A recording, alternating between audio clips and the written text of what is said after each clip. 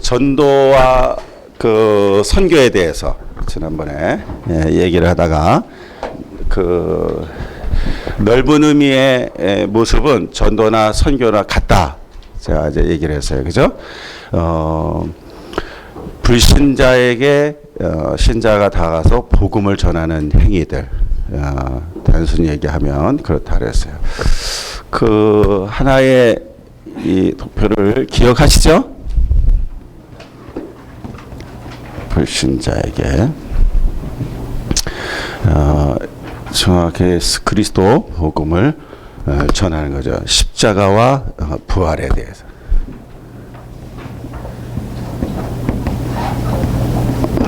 물론 탄생과 재림은 당연한 거고요. 이 부분에 대해서 전하는 행위를 갖다가 우리는 전도나 선교라 그런다. 그러면은 선교와 전도를 왜 구분을 시켜놨을까? 옛날에는 다 여전도에, 전도에, 뭐 남전도에, 뭐 이런 식으로 하다가 시대가 조금 바뀌면서 교회가 어느 순간에 여전도에는 조금 더 오래 남았고 남선교회로 남자를 선교회로 이렇게 좀 바꿔나가요. 여자보다는 남자가 또 좀 돈이 많다고 생각했는지 그런 의미에서 이제 우리 여전도 회원들이 우리 남편들이 신앙이 좀 좋아지길 바라고 좀 많이 투자해가지고 멀리 전도를 해라. 그런 의미에서 교회가 여자들이 항상 겸손하게 양보해서 남선교회가 먼저 더 많이 출발하지 않았나 이거 개인 생각이에요. 알겠습니까? 예. 자, 그렇게 하는 거예요. 그런 의미를 볼 때 전도는 뭔가 지역적으로 좀 뭔가 가까운 그런 생각이 들지만 선교는 뭔가 좀 멀다라는, 그러니까 이제 멀리 간다라는 이런 부분에 남선교회들이 좀 이렇게 힘을 써서 좀 가야 되지 않을까. 물질적인 것도 그렇고 이제 그런 부분들도 없잖아, 영향이 있지 않았나. 그러다 어느 순간에 이제 여성교회, 남선교회가 막 교회마다 이런 모습으로 바뀌게 되고, 그죠? 전도회는 그대로 두면서도 그렇게 이제 하는 경우가 있고, 어떤 교회는 특별히 이제 그 선교회를 별도 조직을 하게 됩니다. 그죠? 전도회라고 그러다가 그냥 그 단체를 그냥 그대로 두고, 특별 교회의 선교회 때문에 우리가 세워지기 시작하는 거예요. 그럼 그때 왜 선교회를 세우기 시작하냐 그러면은 거진 어떤 개념을 가져요. 이제 동네에서 이렇게 전도하거나 어떤 지역 전도 개념이 아니라 그때 선교는 거진 어떻게 된 거죠? 해외에 대한. 그래서 뭐 아프리카, 필리핀, 뭐 중국, 뭐 이런, 그죠? 그래서 별도 교회가 뭐가 구성이 되냐면 선교회들이 많이 만들어야 돼요. 전도회라 그러잖아요. 그럼 벌써 용어 자체를 이렇게 이해를 하다 보면 이게 왜 전도로 선교로 이렇게 분리했는가라는 것이 조금 감이 오겠죠, 여러분들에게. 그런데 넓은 의미는 전도나 선교가 뭐가 다르냐 그럴 적에 넓은 의미에서 본질은 다른 게 없는 거예요. 그 불신자에게 신자가 가서 복음을 전하고 그 하는 행위를 바로 전도나 선교라는 거예요. 그죠? 근데 이거를 이렇게 구별해 놓은 데는 이유가 있겠죠. 이 부분 속에서. 성경에도 이제 이렇게 구별을 할 수가 있습니다. 아까 지난번에도가 이제 얘기하면서 좀 신학적, 선교학적 용어 얘기를 했어요. 뭐냐, 자문학권, 타문학권이라는 얘기를. 선교학적 용어인데, 전도를 자문학권에서 전하는 전도, 이 복음을 전하는 행위를 전도라고 그랬고, 굳이 구별한다면 타문화권에서 복음을 전하는 행위를 그 선교다 얘기를 한 겁니다. 그러면은 지역이 이제 틀리죠. 전도는 이렇게. 그럼 국내에서 하는 행위를 전도, 해외에서 하는 행위를 선교. 그래서 우리가 동네 나가서 노방전도를 하던 축구전도를 하던 뭐 할 적에 동네 나가면서 나 저기 아파트 선교하러 간다 이러지 않죠. 그죠? 전도하러 간다 그러잖아요. 근데 이제 예외가 있죠. 보면은 농어촌 전도하러 갑니까? 농어촌 선교하러 갑니까? 무슨 말을 지금 탁 쓰면 무슨 말을 많이 썼죠? 농어촌 선교하러 간다 그랬죠. 그 우리나라예요, 딴 나라예요? 우리나라인데도 선교하러 간다 그랬죠. 그죠? 경찰 전도입니까? 경찰 선교입니까? 선교라는 말을 많이 썼죠. 그죠? 군 전도입니까? 군 선교입니까? 선교. 이거 전부 다 지금 제가 하는 얘기 다 국내예요? 해외예요? 그래서 국내인데도 전도를 하지 않고 선교를 하죠. 그럼 뭔가 좀 이렇게 싹 있겠죠? 자, 그게 뭘까요? 같은 문화, 동질 자문화권인데, 제가 그게 설명하는 거. 자문화권인데도 선교가 되고 있다. 단체로 가는 거하고 개인적인 거하고 조금 저기 되죠. 단체와 개인 또. 지금 홍사가 응. 홍사나 구제나 이런 거 봉사나 구제나 이런 걸 좀 포함해서 책을 좀 이렇게 막 이렇게 본 것 같긴 하고. 근데 어쨌든 뭐 이렇게 정리가 안 되니까 제가 했던 강의를 할 때 상처를 주면 안 되기 때문에 자 어쨌든 그 뭐 다 어디서 봤기 때문에 여러분 얘기하는 거고요. 그저 들었긴 얘기되는 거지. 다만 문제 뭐냐 정리가 잘 안 되는 거지. 이게 어디다 적용을 해야 되는 건지. 아까 특수성. 특수성이라 그러면은 뭐 어떤 직업이나 그런 그럴 수도 있고 아니면 중소기업 같은 경우 사실 문화가 약간 틀리잖아요. 군인에 대한 것. 그거를 그런 거를 다른 말은 뭐라 그래? 지금 제가 아까 얘기했죠. 이 선교와 전도 차이가 무슨 차이라 했죠? 이게 무슨 전도는 어디서? 자문화. 그다음에 타문화. 공통점이 뭐예요? 문화죠. 문화. 그죠, 생각하면. 그러니까 예를 들어서 군부대는 우리 같은 자문화는 자문화야. 그렇지만 환경 특수한 환경이야. 아무나 오늘 우리가 교회 가서 내일 부대 들어가가지고 오늘 부대 들어가서 전도합시다. 그래가 가가지고 들어가서 막 전도할 수가 없죠. 못 들어가잖아요, 그죠?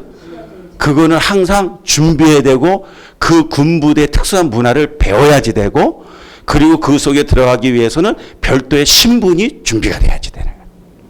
그죠? 틀리죠? 그리고 동네 전도하는 것 같이 군부대가 전도할 수는 없죠. 그 특수 상황 속을 이해를 하면서 그곳의 철두철미한 준비 속에서 그 군 문화를 배워나가서 복음을 전해야 돼요. 그게 아니면 안 되는 거예요. 처음에 들어갈 때도 저 군성교 그렇게 기도하다가 간증했었죠. 그 들어갈 때 그렇게 은혜로 이제 들어갔잖아요. 그 다음에는 이제 대대장이 이제 부대 출입증을 만들어 준 거죠. 출입증을 들어가고. 근데 그 다음에 이제 성령이 강하게 있으면 출입증도 필요가 없어.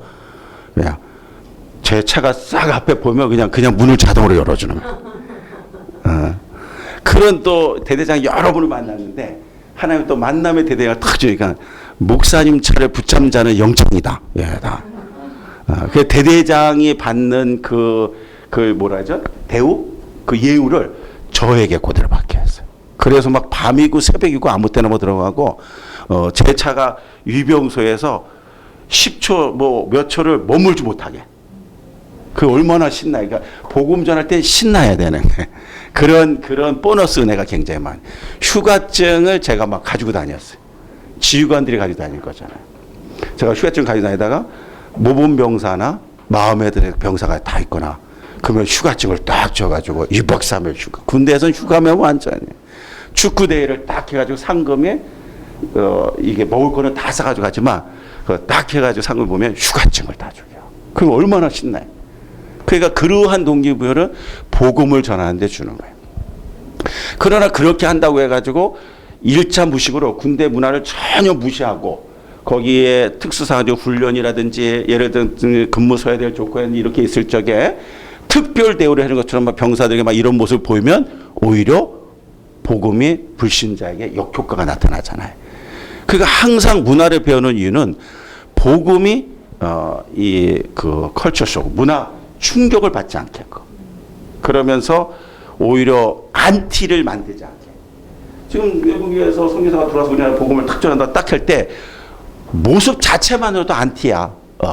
머리 색깔이 틀리고 눈이 그냥 노란 눈이 와가지고 막 이거 그 자체만으로도 뭔가 그런데 무슨 말을 해도 되겠어요? 아니죠. 그러니까는 그냥 이 준비하는 단계예요. 20년 만에 호주에 갔을 때 그 에버리즘 사역하는 우리 친구를 만났는데 제가 졸업을 하고 20년이 넘게 있다가 만났어요. 저는 이제 선교 이제 이런 걸 주체를 갖고 그 친구 이제 선교사가 돼서 그렇게 오랫동안 선교했는데 잊었던 친구인데 우리 같은 교단인데도 근데 이제 만났어요. 만나던 근데 딱 만나니까 20년 전에 모습은 사라지고 원주민 하나가 오고 있더라고. 그 에버리즘은 호주에서의 원주민이에요. 그 나라 사람. 영국 식민지 되기 전에. 호주가 지금 하얗고 뭐고도 그런 거는 다 영국의 핏줄. 식민지에서 영국 사람들, 영국령이었으니까. 그렇게 되는데 원주민은 에버리즘 원주민. 뉴질랜드는 그 마오리족. 그들이 원주민. 그들이 땅을 뺏긴 거죠. 근데 이 에버리즘 사역을 하는 거예요. 그리고 호주인들조차도 그들에게 우리로 표현하자면 일본과 같은 마음이죠. 일제, 식민지.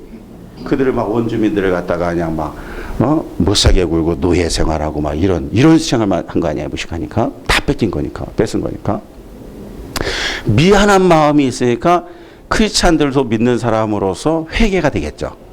그래서 그들에게 복음을 전한다는 건 어떠한 빚진 자의 마음으로 전하는 거예요. 그러니까 그런데 호주인들도 함부로 못하고 에버리즘 사람들이 호주인들에게 잘 마음을 안 열어줘요.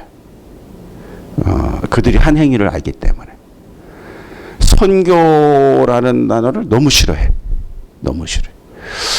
왜냐면 미션이라는 말을 처음에 우리 그 김진규 선교사가 가가지고 너 여기 왜 왔냐?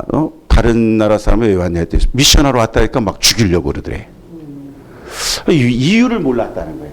그런데 나중에 히스토리 역사를 공부를 해보니까 선교사들이 들어올 때 항상 제 책에는 이제 그 기록이 되어 있으면 제국주의적인 문화 우월주의적인 마음 가지고 들어와요.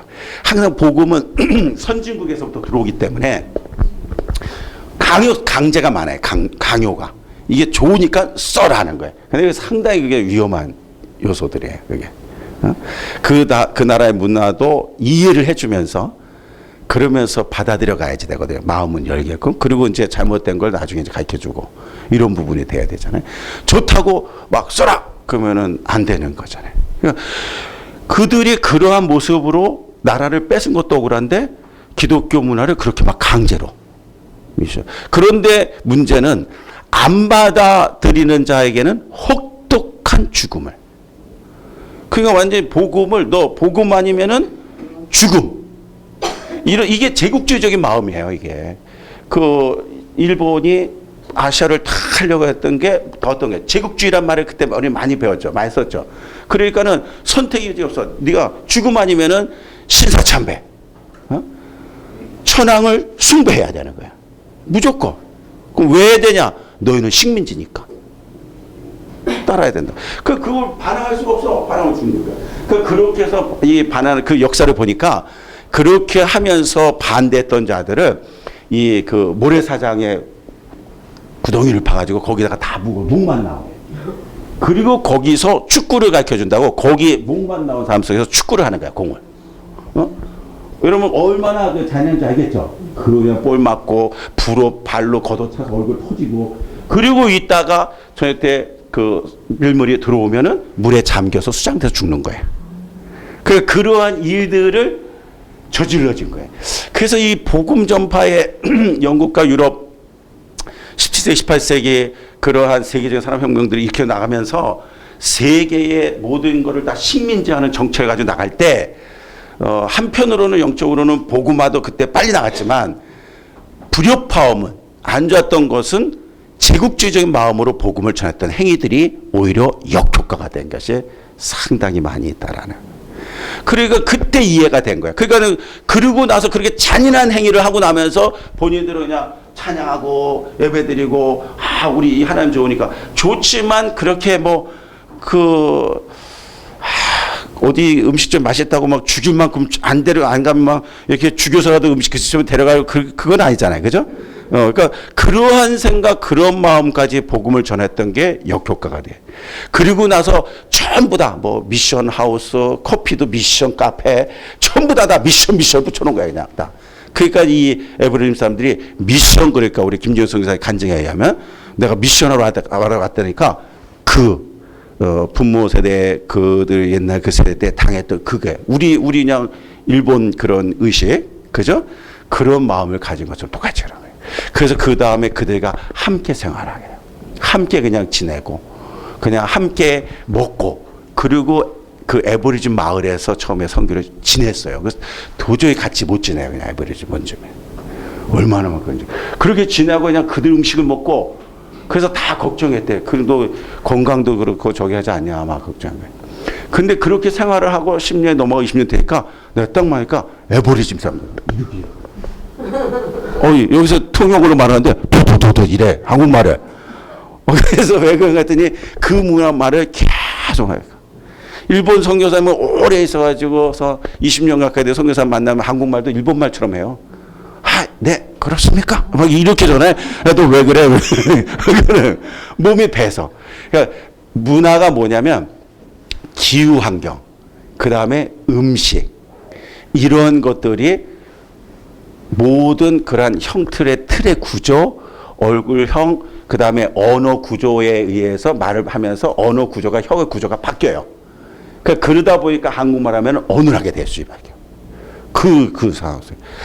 이게 상당히 이게 문화 자체가 중요한 거예요. 그 선교는 문화를 이해하지 못하면 선교를 못하는 거예요. 그래서 군선교다. 이렇게 했을 때 특수한 문화였던 거예요. 농어촌도 우리가 선교가 강했었죠. 그죠? 강했지만은, 근데 지금은 이제 굳이 농어촌 선교라는 말을 잘 안 쓰죠. 낙도, 전도, 낙도, 선교일 때 낙도 선교라고 얘기했죠. 섬도 특수한 상황 속에서 있으니까. 근데 지금 농어촌이 왜 자꾸 선교가 아니라 전도로 바뀌어졌냐.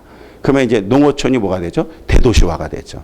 옛날에는 예를 들어서 대성이나 뭐 청평 뭐 이렇게만 되고, 이렇게 해도 완전히 막 시골로 가야 되고 한 번 가려면 막 이렇지만, 지금은 뭐 차로 뭐 2, 30분이면 갔다 오고, 여기에 있는 문화 편의점이 거기도 다 시골 동네도 있고 뭐 다 있으니까 개념이 점점 도시화가 돼 있어요.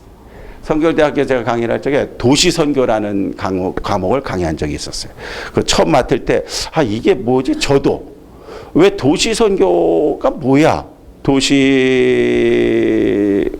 우리가 전도에 보험 전하는데 왜 도시선교 그럴까 했더니, 세계 모든 지구사 연구를 해보니까 모든 도시가 약 40%에서 70%까지 도시화가 되고 있어요, 시골이. 그러니까 도시의 문화의 특수성에 대한 것을 준비하지 않으면 복음을 전하는 데에도 많은 지장이 된다. 그래서 거기에 대한 걸 준비하는 교육이에요.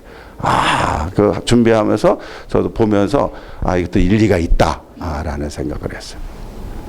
예수님이 복음을 전하는데 주로 선택했던 장소가, 여러분들 우리가 생각해 보면은 다 시골 동네고 뭐 어촌이고 막 이런 것 같지만, 예수님은 사람이 많은 데를 선택을 했고, 예수님이 복음을 전할 때 활동했던 당시 그 지역들은 전부 다 대도시 중심입니다.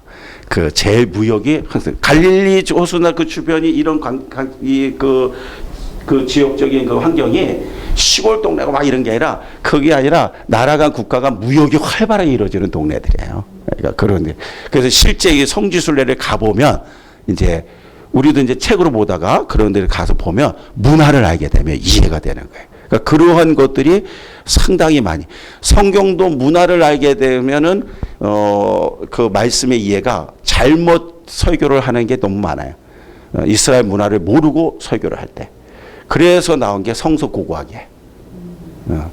성서고고학적인 거 여러분 알기 쉬운 그런 고고학적인 책들이 많이 있어요. 이렇게 한 권의 단권의 책들이라는 이런 것들. 그런 거를 읽으면서 보면 성경을 이해하는데 상당히 큰 도움이 되고, 특별히 예화를 든 하나님의 말씀들. 그죠? 씨 뿌리는 비유, 뭐 그런 비유들이 있죠? 그러한 비유라든지 그런 예화를 드는 성경 구조를 이해하기가 너무 좋아요. 그래서 그거를 이제 배울 때, 여러분 이렇게 배울 때 조금 이렇게 그런 배경이라든지 이런 걸 좀 보면 좋죠. 목사님이 설교 준비했을 적에 뭐 너무 많이 여러분이 알고 있는 것도 부담스럽지만 어쨌든 여러분이 그런 성경 본문이 있을 때 목사님은 다 여러 가지 그러니까 질문은 하지 말고 그냥 이렇게 지금 얘기를 해주면 여러분은 그냥 은혜를 받는데 저는 지금 여러분 본인이 은혜 받는 거 알겠죠? 목사님 은혜 중에 아니라 하나님이 은혜 주시는 거니까. 그러니까 이제 그렇게 할 때 그 본문에 대해서 미리 알게 되거나 미리 되면 한 30분, 20분 미리 교회 일찍 가든지 이렇게 해가지고 그 부분의 배경을 좀 배워줘요. 그러면 설교에 아주 그냥 깊은 성령이 여러분들이 음성을 들려주세요. 신학교명사 교수님이 GBT에서도 그런 강의. 그렇죠. 그런 강의 하는 건 신학대학마다 많은데 주로 교회사 쪽에 담당하는 이제 교수들이라든지 고고학 쪽인데 성서고학. 옛날에 성서고학이 상당히 많이 깊이 있게 이제 생각을 했는데 요즘에는 그런 게 별 이렇게 의미가 없어진 게 뭐냐면 인터넷에 이게 발달로 이게 많은 걸 지식 정보를 모르고 또 다 알고 있지 않아도 돼요. 가지고 있는 곳에서 검색하면 그때 필요해서 하는 거지. 서재의 책이 3,000권이 넘게 서재의 책이지만 그런 그 책을 전부 다 읽은 책이라고 할 수는 없죠. 그죠? 막 버리고 또 그게 아니에요. 그 책 속에서 필요해서 사고 어느 한 부분에 필요해서 쓰는 경우가 있는 거예요. 그런데 그게 무의미하냐? 아니에요. 가지고 있다가 어느 때든지 내가 필요할 때 빨리 그걸 찾아서 검색할 수 있는. 근데 지금은 이제 그런 서재의 의미가 없어지는 게 도서관이 하나가 다 여기로 들어와 있는데 미국에 갈 필요가 뭐가 있어요? 여기서 미국 사이트 들어가가지고서 필요한 자료를 뽑아낼 수 있는데 그것도 내가 뭘 뽑아내? 그 뽑아주는 기관이 또 있어요. 그러니까 얼마나 지금은 목회하기가 쉽고 성경 공부, 제자 공부하기 쉽고 그런 거예요. 근데 문제는 뭐냐? 제일 어려운 게 뭐냐면 홍수라는 거. 물은 좋지만 홍수는 아니잖아요. 그게 지금의 문제예요. 그러면 지금의 문제는 가장 큰 문제는 뭐냐면 선별. 그게 제일 중요한 거예요. 그러면 그 옛날에는 세미나나 이러한 부분 속에서 막 우르르 몰려가가지고 막 가서 세미나 가면 은혜 받아야 안 받아요? 받으면 어디 와서 해야 돼? 내 교회 와가지고 해야 되잖아요. 그거 하는데 안 돼. 거기 은혜 되는데 여기 또 안 돼. 되는 경우가 있고 안 되는 경우가 있는데 안 되는 게 더 많아. 그러니까 야 이게 또 부족한 거다. 또 세미나 또 가. 또 은혜 받고 또 해. 교회 안에 했던 해본 게 그냥 뭐 너무 많아. 그냥 베델에 크로스웨이에 뭐에 네비게 세모가 하여튼 뭐가 잡탕에 다 해. 그냥 그게 목차들이 막 어떡하니 뭘 해서도 하나도 건지기 위해서. 근데 지금은 다 넉다운이 무슨 세미나도 안 가고 모이지도 않고 방법. 왠지 점점 이제 정신을 차린 거예요. 아 이게 저기 아니구나. 제일 중요한 게 뭐냐면 남이 얘기한 게 아니라 그 자료는 참고. 세미나 가도 해도 참고. 내 가정에 내 교회에 나에게 맞는 음성을 분별해야 되네. 그 선별이 너무 어려워. 선별. 그 선별을 하면 그 다음에 어떠면 방법. 어떻게 적용을 시킬 것인가. 이거를 찾아야 되죠. 이 부분에 대해서 준비하는 거예요. 그러면 저는 이제 여기서 제일 중요시 여긴 게 뭐냐. 그러면 선별과 방법인데 선별과 방법에 나의 지식과 나의 어떤 학식, 내가 가지고 있는 경험, 이거를 어느 정도 신뢰할 수 있을까? 라고 생각을 할 때 굉장히 많이 준비했다고 생각하는 저도 그런 모든 것을 다 이렇게 깨트릴 날이 있었어요. 깨트릴 날이.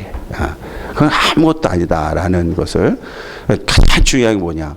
그때마다 기도하며 성령의 인도를 받는 거예요.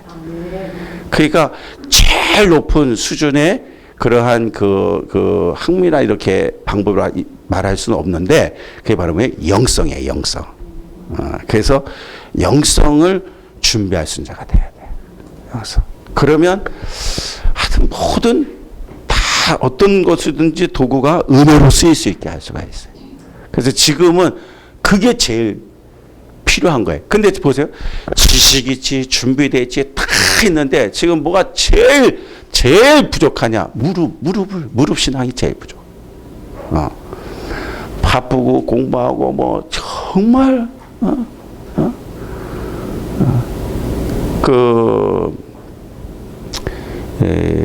서울에 이게 자꾸 저 녹화하는 것 때문에 이게 저기 김전삼이 알아서 이제 카트를 시켜주겠지만 제자 양육이 아주 유명한 장로교회가 있어요. 내가 이제 그냥 인터뷰를 할게요. 굉장히 훌륭하죠. 우리 한국교회의 그런 모든 것들에 막 본받고 싶었고, 그리고 멋있고, 설교도, 그리고 은혜롭고. 근데 이제 문제는 뭐냐면, 그분이 굉장히 오랫동안, 제가 구체적인 것은 알지만, 그래도 혹시, 굉장히 오랫동안 그분은 새벽 기도를 안 했어요. 근데 그걸 교인이 인정을 했어. 교인이. 왜 인정하냐? 우리 목사님은 새벽 1시, 2시까지 늘, 그게 아니라, 성경 연구하고, 뭐 늘 책 보시다가, 이게 주무시니까 이해한 거예요. 지식 세계 속에서 다 이해가 되죠. 그죠? 꼭 그렇게 뭐, 책만 하다가 잤을까요? 뭐, 이제 생각이.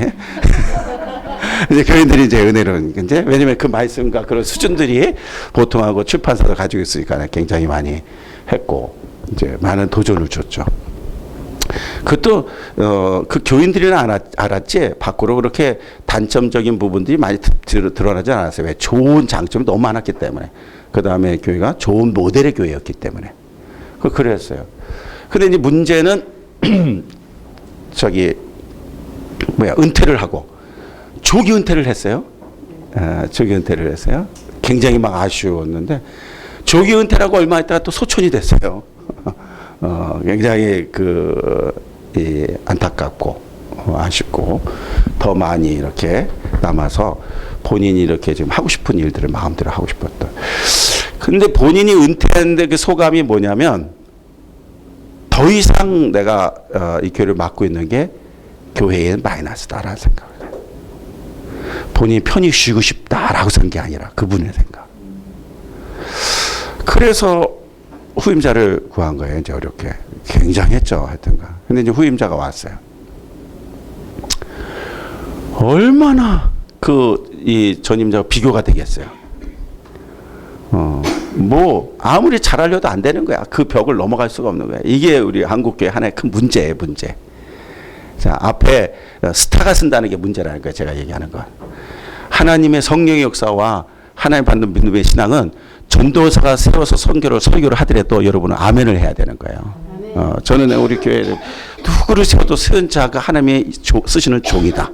그 순간에. 그러니까 목사도 밑에 앉아 있으면은 아멘 해야 되는 거예요. 받는 거예요. 주님 앞에. 저는 그걸 제일 강조를 하거든요. 그 신앙을. 근데 이건 넘을 수가 없는 거예요. 항상 후임자에 대한 후임자들이 부담이 늘 그런 거예요. 저 이제 큰 교회 가는 후임자들의 부담이 어마어마합니다. 뭐 그런 것 때문에 스트레스와 정신 이상에 걸린 목회자도 있어요. 봤어요. 스트레스 막 받아서. 이분도 미국에 다시 가가지고 이렇게 우리 선교사들을 데리고서 얘기를 하는데 그 선교사가 나한테 얘기해 준 거예요. 얘기하는데 미치겠다는 거예요. 일부 설교를 끝나고 나면 인터넷 딱 들어가고 거기 잘하잖아요. 홈페이지 그 속에 큰 게 들어가면 그것도 설교냐? 막. 여러분 그 소리 들어봐봐요. 얼마나 저는 한 번도 그런 소리 안 들었어요. 그거 할 만한 지층을 별로 못 만나가지고 그래서 못 들었어요. 한 번도. 그러니 얼마나 스트레스 받아. 그다음 2부 볼 때 이게 어떤 놈이 이게 그런 걸 썼나. 그러니까 설교도 안 되고 막 스트레스 너무 받는 거야. 이게 내 저기가 아닌가 뭐. 그리고선 있는데 그래서 도대체 어떻게 하면 좋을까 생각을 한 거예요. 그런데 먼저 전임자 목사님 보니까 다 훌륭한데 한 가지 조금만은 내가 해야 되겠다. 그게 뭐냐? 새벽 기도. 그 아는 자는 알죠. 지금 벌써 그 아는 자는 새벽 기도. 그래서 이분이 미국에 있을 때 새벽 기도로 유명한 교회였어요. 근데 그 새벽 기도가 드라마틱하게 하고 유명한 이 돈을 들어가지고 간증자들 막 세웠어요. 새벽 기도. 근데 그게 매일 한 새벽 기도가 아니라 미국은 일주일에 한 번 주일날 새벽 기도만 해요. 근데 그것도 나오는 것도 되는 거죠. 그러니까 그거를 완전 심혈을 기울였던 거예요. 그래서 그때의 새벽 기도의 은혜로웠던 간증들이 굉장히 많이 유튜브에 돌아다녀요. 그러니까 이제 생각을 한 거야. 근데 한국교회는 한 번만 하는 게 아니라 새벽 기도 문제 뭘 해야 되잖아요. 근데 전임자는 그게 안 된 거야. 그걸 딱 봐요. 그래서 이분이 선포한 거야. 이렇게 새벽 기도. 그것도 21일 작정 새벽 기도. 한국인의 제일 특이한 20일. 여러분 교회 해요 안 해요? 늘 하죠. 21일. 그죠? 밥 먹듯이 하죠. 안 해요? 그걸 밥 먹듯이 하지 뭐. 여름 작정 또 40일 뭐 고난주간에 40일 추수감사 때 40일 뭐 늘 하잖아요. 지금 요즘에는 뭐 안 하지만 그때 옛날에 늘 밥 먹듯이 하잖아요. 그 뭘 자랑이야. 20일. 20일 우리 교회 새벽 기도 한다. 국민일보 광고에다 냈어요. 자, 그거 보고 제가 그걸 본 거예요. 야, 이 1,000만 원짜리 그 2,000만 원짜리 이 21일 새벽 기도 광고한다고 1,000만 원 냈으면 우리 40일 얼마나 많이 했고 20일 얼마나 많이 했는데 이거 야, 이렇게 생각. 교인들이 막 자랑스럽게 생각해. 21일. 야, 참 훌륭하다. 그런데 이제 보세요. 그 교인 수가 몇만 명이야. 응? 근데 와서 평상시 새벽 기도 보니까 새벽 기도 신자가 100몇 명밖에 안 되는 거야. 왔다 갔다. 작은 게 우리 100명만 나와도 새벽 기도 와 이렇게 생각하지만 그 인원수에 비해서 안 나요. 그 교회 부교육자 뭐 이제 합쳐가지고서 170명인가 그렇대요. 그럼 결론이 뭐예요? 주회종들도 새벽 기도 안 하고 행정 간사 직원들도 안 한다는 거예요. 그래서 이 사람이 이제 이 사람은 아니고 이 목사님이 이제 선택을 딱 하는데 뭐냐, 우리 교회의 부교육자 몸다고 있는 직원들 다 의무 아니면 다 목사 다 자른다. 아주 거기 그게 이제 내가 이 사람이 표현한 건 좀 과격해요. 그 사람이 생긴 건 곱상한데 강압적으로. 그러니까 첫째 날 300명이 넘어가고 그 다음 날 500명이 넘어가고 700명이 넘어가고 1000명이 넘어가고 2000명이 넘어갔어요. 아멘. 그죠? 그 다음 더 이제 더 올라가요. 1,000만 원 광고 할 만하죠? 돈의 문제가 아니라 그렇게라도 하면서 잠자는 영혼들을 이렇게 많이 깨웠다는 게. 저는 그냥 그렇게 좋게만 생각하는 거야, 그냥. 좋게, 어쨌든. 설교, 내가 들어봐도 별로예요. 거기 설교가. 너무 초등 설교고 별로예요. 그러니까는 하다가 이분이 뭘 선택을 했냐면, 이제 그분의 설교가 바뀝니다. 뭐로 바뀌냐면, 복음으로 바뀌어요. 유식한 설교와 배운, 그분도 미국에서 공부했었으니까 그런 설교에서 뭘 해도 그런 것에 대해서는 치고 들어온 자가 되게 많아요. 더 똑똑한 사람 더 많이 있고, 더 그 밑에 교수들이 얼마나 많이 있고, 신학 박사들이 얼마나 많이 있어요. 그러니까 잘못된 그러한 그 교리, 잘못된 그런 조직신앙, 잘못된 이런 걸 말하게 되면 반드시 치고 들어오면 그게 치명적이 돼요. 그러니까 그런 것 속에 뭐 이것도 설교하냐, 그것도 설교하냐, 뭘 가르치려고 하고 이렇게 하면 안 되는 거예요. 이게 깨달은 거예요. 제가 이제 그런 걸 다 이렇게 분석을 하니까 그 느낌이 그런 거예요. 어느 날 설교가 그리스도 복음, 십자가, 부활로 바뀌어버렸어요. 그냥 너무 단순해. 너무 쉬워. 그러나 예수에 대해서, 십자가 부활에서 어느 누구도 그 설교와 메시지에 대해서 태클할 수가 없죠. 이해가 됐습니까? 여러분은 그걸 선택하라고 제가 가르쳐 주는 거예요. 지금. 아시겠죠? 그러면 이제 됐어. 이제 하산해도 돼. 이게 다야, 이제 설교. 선교가 이게 다야. 알겠죠? 그래서 가장 유명한 교수 얘기하면 돼. 알겠죠? 수업이. 책 그냥 보면 되는 거야. 지식으로만, 창조만. 이해가 되겠습니까? 그리스도 십자가를 붙여봐라. 복음. 응? 그래서 십자가 복음 설교를 했는데 잘했다 못했다는 사람 없고, 그거 시비한 사람이 없어요. 그 교리 복음을 잘못 전하면 문제가 되는데, 친성과 인성이 있다 이러는데 인성만 강조하는 이제. 그러니까 예를 그렇게 됐을 때 조시작적으로 들어온 친언자가 있을 수 있어도 복음 중심적 설교는 절대적으로 사단이 해방을 놓을 수가 없다. 사람을 살리는 거기 때문에. 그래서 아직 버티고 있어요. 계속 거기 뭐 문제가 생겨서 뭐 그냥 뭐 있다. 뭐 또 그냥 뭐 싸우고 뭐 하여튼 그건 생각하지 않은데 어쨌든 계속 있으니까 복음이 살려주고 있다 저는. 아멘. 그 쇼맨십이 굉장히 많으니까 큰 교회 목사님들은 그런 것들이 필요해요. 강해야 돼요. 그런 게. 아무나 그렇지는 않아요. 순수함만 가지고 큰 교회에 수많은 사람이 인도 못해요. 때로는 막 뽕도 있어야 되고 쇼맨십도 있어야 되고 그런 게 필요한 겁니다. 제가 그 선교사 우리 교단 선교사 훈련원에서 강의를 맡고 실제 좀 맡은 지 좀 오래됐어요. 어떤 때 제가 이제 강의를 마치고 성결대학교에서 선교사 훈련원 그걸 이제 마치고 끝났어요. 그리고 이제 성결대학교에 선교학 강의를 하고 있는데 누가 저를 찾아왔다는 거예요. 그래서 앞에 강의 끝나고 이제 나가 보니까 여자 전사님이 있는 거예요. 그래서 어떻게 하냐 했더니 교수님 죄송하다고 제가 요번에 몇 기 선교사 훈련생인데 상을 당해가지고 그래가지고서 참석을 못했는데 교수님 그 준 책을 선물로 받았다는 거예요.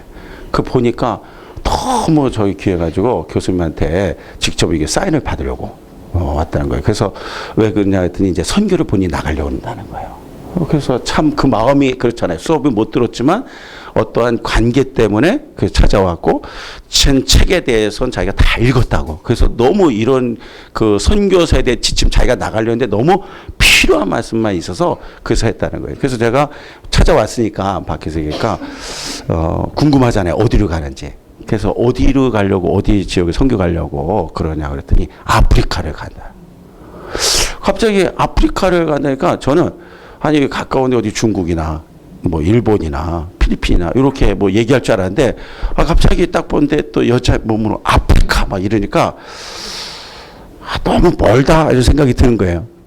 그래서 계기가 한 50 가까이 됐으니까는 제가 계기가 궁금해서 왜 아프리카를 가려고 그러냐 내가 이제 조언을 좀 해주려고 그랬더니 이분이 머뭇거리는 거예요.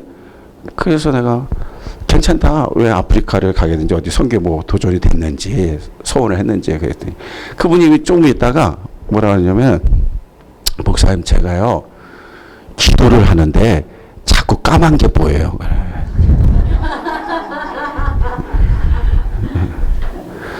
기도를 하는데 자꾸 이렇게 시커먼 게 까만 게 자꾸 이렇게 보였나요? 그 제가 지금 여러분처럼 들으면서 막 웃긴데 이거 웃을 수도 없고 그 앞에 웃을 수도 없고 그래서 머뭇거린 거야 심각하게. 그래서 까만 게 그 본인도 본인 생각하기에 좀 웃긴 건지 웃어 기도하는데 그 여러분도 기도하다가 좀 까만 게 보일 수도 있는데 까만 게 보면 전부 다 아프리카 남편 여보 나 저기 아무래도 아프리카에서 부르는 것 같아. 왜 까만 게 자꾸 보여? 좀 뭔가 좀 그렇죠.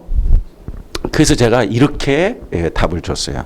웃음을 꼭 참고 뭐냐면 내가 세계를 좀 다녀봤는데 이게 까만 게 아프리카에만 있지 않고 중국에도 까만 게 있다. 필리핀 가면 시커먼 것도 있다. 그러니까 막 웃어. 본인이 얘기할 때 별로 안 웃기, 내가 얘기할 때 막 웃긴가 봐. 그러니까 이분이 본인 스스로가 뭔가 깨닫겠죠. 그래서 그 다음에 어디를 아프리카가 다 아니라 어디를 갈 거냐 했더니 남아공을 가는데. 그래서 남아공 너무 테러 그냥 너무 위험한 지역이에요. 그래서 남아공 어디를 갈 건데 했더니 다행히도 제가 잘 아는 조성수 선교사님 댁으로 간다는 거예요. 거기서 제가 오케이 그랬어요. 그때 그럼 됐다. 그랬어요. 자기가 아프리카 가는데 어디 가는데 아직 잘 모르겠어요. 또 가서 기도해 보다가 뭐 신들 찾든지 뭐 찾든지 그래서 그럼 반대했을 거예요. 제가 그까지. 제가 꾸준히 막 찾는 건 성령의 인도. 그래서 자꾸 얘기하다 보니까 조영수 교사, 하나님 붙여라. 왜? 지금 아무것도 모르잖아요. 이제 첫 선교 나가잖아요. 근데 첫 선교 나갈 때는 가서 상위 사역자의 사역지에 들어가서 거기서 여기서 배우는 학문과 지식과 단기 선교 조금씩 갔다 오는 걸 가지고 익숙하지 말고 거기서 1년, 2년, 최소한 1년, 최대한 3년까지는 선교사 밑에서 트레이닝을 받아야 돼요. 제가 권장하는 선교 방법에. 그러면 됐다. 그럼 거기에서 현장에 다 하잖아요. 그동안에 제가 왜 그냥 최소한 1년을 좀 있어 봐야지 그 문화가 뭔지를 알아요. 문화. 2년 정도를 가야지 언어가 저거 뭔지 되는지 알아요. 3년 정도를 가야지 이제 사람들이 알게 되고 그 나라의 히스토리도 알게 돼요. 정치와 뭐다. 그러니까 3년을 했어요. 그 선교사. 그래서 제가 그 다음 부탁한 게 뭐냐면 제발 가가지고 돌아다니지 마라. 제발 가가지고 여기저기 기웃하지 말고 그 선교사 밑에서 꾸준히 3년 동안 있어. 그러라고. 그랬더니 고마워하고 그러고 갔어요. 근데 제가 이제 한번 가보겠다 그랬는데 마침 6개월이 지나서 아프리카 선교사들 초교파적으로 그 조성 선교사님이 그 남아준 선교회의 회장이 됐을 때예요. 그러니까 우리 교단 분들을 강사로 초청하는데 저를 초청한 거예요. 그래서 선교부장하고 저하고 누구하고 셋이 갔어요. 선교사들하고 가족하고 한 120-30명 참석하는 선교대회 큰 거죠, 남아준. 거기 가니까 제가 뭘 기다렸어요. 그 선교사님 얼마나 이렇게 내가 가겠다 약속한 게 빠르게 6개월 만에 응답될 줄. 또 거기서는 말 안 해도 표현 안 해도 얼마나 막 기뻤겠어요. 그래 가니까 벌써 공항에서 그냥 보는데도 눈물을 펑펑 얼마 한 10년도 안 있었는데 6개월밖에 안 있었는데 펑펑 울면서 그냥 그 한국에서 그 멀리서도 하니까 목사님 봐도 은혜가 돼. 그 눈물. 그리고 나서 강의를 하고 이제 하루를 지났더니 저만 보면 얘기하고 싶어가지고 그래서 이제 시간을 한번 줬어요. 그래서 만나서 얘기할 시간을 딱 가져가 했더니 그냥 6개월 있었는데 한 20년 있었던 사람처럼 그냥 막 얘기를 하는데 결정적인 주의 성령의 음성이 하나가 들리는데 상위 사역자에 대한 불평 불만이 터져나오기 시작하는 거예요. 그래서 제가 이제 그걸 이제 잡은 거예요. 그것 때문에 이제 얘기하게 하신 거죠, 성령. 그 제가 그냥 입 닥치라 그랬어요. 샷다 마우스. 입 닥치라 딱. 뭐 이년 왜 그게 또 선교냐고 와서 보니까 실망이 많고 막 더 말을 하는 게 죄진 것 같아서 멈추라. 그리고 내가 무슨 말 하는지 알겠다. 여러분 똑같아요. 목회자들이 있을 때 신학생들이 전도사로 와가지고 교육자로 와가지고 교회 있을 때 목사님 막 기도 안 하는 것 같고 성경 막 저런 것 같고 그러면 막 신학생들이 안티가 제일 많거든요. 뭔가 이제 배우려고 그러고 뭔가 들 때 이게 자기 눈에 아니다는 거지. 이론과 현실은 현장은 항상 틀리게 돼 있고 환경 속에 나타나는 사단의 모든 싸움에 대한 거는 보이지 않는 것들이에요. 그러니까 그게 보이는 게 다가 아니라는 거예요. 근데 그 얘기를 쭉 하는 거예요. 그래서 제가 딱 듣고 내가 나를 찾아와서 내가 한 말이 뭐냐. 하여튼 귀머거리 뭐 벙어리 이 맹인 장님 1년 3년 있어야 된다. 그 다음에 얘기를 해. 그리고 상위 사역자에게 이러니까 떠납니다 하지 말고 당신 사역에 가서 그렇게 해. 그러니까 봐서 아닌 거면 안 하면 되고 긴 거면 그대로 하면 되고 당신 깨달은 거 가서 하면 되게 자기 장일 때 하라고 하나님이 좋은 거 안 좋은 거 다 보여주시는 거다. 제가 그 얘기 해준 거예요. 내 장이 아닌 데에서 깽판 치지 말고 자꾸 여기에서 성령의 음성과 인도함을 자꾸 무시하지 말고 당신을 가르치는 자는 여기 조성교사가 아니라 성령이 가르치고 있으니까. 그러니까 내 속에 앞술에 넘어지면 뒷술에 가르침이라 했잖아요. 그죠? 그러니까 그러한 모든 것들을 배워나가면서 당신 사역에 갔을 때 그렇게. 그러니까 참어. 딸이 이제 거기 있었거든요. 뭔 엄마가 딸보다 더 못해. 이 딸은 지금 사명도 아니고 갔어. 근데 엄마보다 이 딸이 더 선교사더라고, 내가 보니까. 같이, 목사님 같이 말을 하나 둘이 이렇게 두 모녀가 같이 왔는데, 딸도 없었다가 온 거예요, 그냥. 얼마나 이 생김새 자체가 은혜가 되고, 이 딸 자체가 그냥 풍기는 그 영적 의미가, 와, 너무 좋은 거예요. 그 내가 딸을 칭찬했어. 이렇게, 엄마, 왜 그런 얘기 해요? 막 옆에서 말리는 저희가. 여기가 더 선교사다. 그래서 내가 예언컨대 얘가 더 훌륭한 선교사가 될 거다.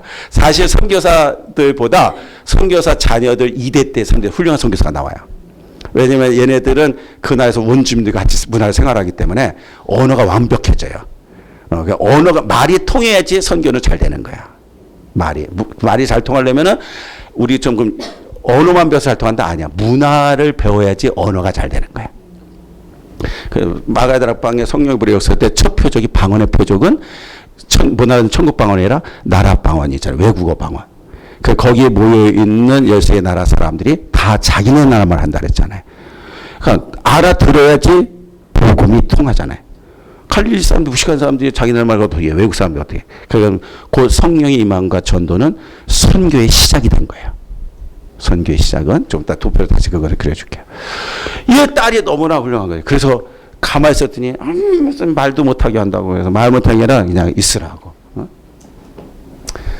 그 딸은 지금 우리 성결대학교로 들어가가지고 신학의 길을 가고 거기서 뽑혀서 아주 너무나 좋은 신학으로 자랐고 우리 문성교사는 그 뒤로 그곳에서 2년 넘게 있다가 짐바브웨에 가가지고 지금 얼마나 큰 사역한지 몰라요.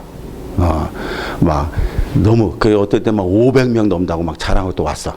그래가지고 뭐 하냐 저희 단체에서 돈 받아가지고 그냥 그러게요 목사님 뭐 돈이 많어 그 단체 거기에는 애들 해야지 돈 주니까 한 명당. 근데 제 말을 이렇게 알아들었는지 간지 한 3개월 만에 그 모든 걸 다 깨버렸어요. 그리고 천막으로 그래서 그 사진 찍어서 보내왔더라고요. 책임이 무거워요 제가. 그래서 그래가지고 돌아다니면서 노방전도 천막하고 다시 20명, 30명 넣고 전도한다고. 알아들을 참만 알아들으세요, 그냥. 어쨌든.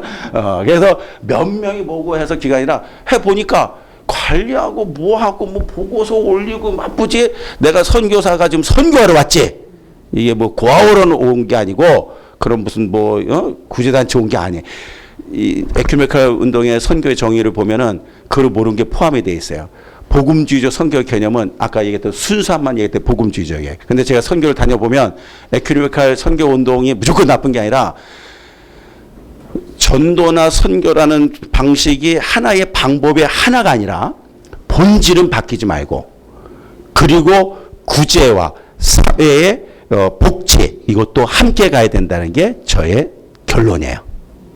이해가 되겠습니까? 우리가 선교할 때도 우리나라 감리교에 들어와 가지고 그 병원을 많이 줬고 고아원을 많이 쳐줬고 장로교에 들어와 가지고 학교를 많이 세워줬고 장로교 선교사들이 들어와서 학교 출판 문화 성결교는 뭐 했냐? 무식해 가지고 아무것도 뭐 할 것도 뭐 그러니까 그냥 북만 들고 거리로 나가서 전도만 했다. 그러니까 뜨겁고 역사가 일어났던 자들이 어떻게 됐어요? 장로에 가서 제자 공부하면서 좋은 일꾼들이 그걸 많이 빠져들어갔고 그러다가 또 깨달은 자들이 우리만 자당이 아니라 봉사, 복지, 고아 뭐 이런 것들 병원 이런 게 좋구나. 감리교가 부흥이 되고 이해가 됐습니까? 그러니까 하나님은 교단마다 하나님이 다 쓰시는 또 방법들이 있었던 거예요.